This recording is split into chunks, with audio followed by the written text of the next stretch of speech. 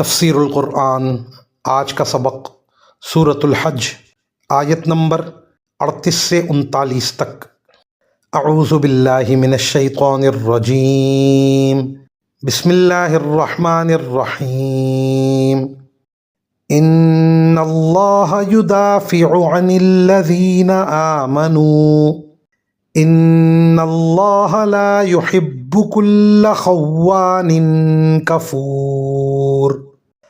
اذن للذین یقاتلون بأنہم ظلموا وَإِنَّ اللَّهَ عَلَى نَصْرِهِمْ لَقَدِيرٌ۔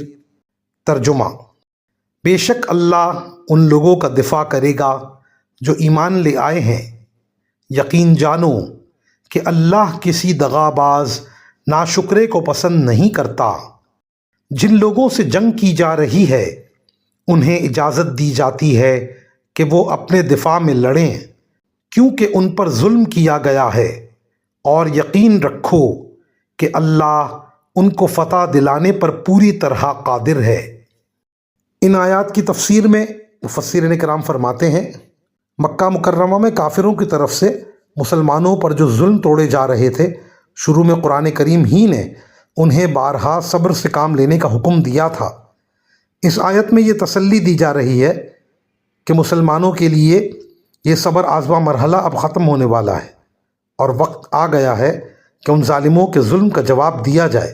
چنانچہ اگلی آیت میں مسلمانوں کو جہاد کی اجازت دی گئی ہے، لیکن اس سے پہلے یہ خوشخبری دے دی گئی ہے کہ اللہ تعالیٰ خود مسلمانوں کا دفاع کرے گا، اس لیے وہ اب بے خوف ہو کر لڑیں۔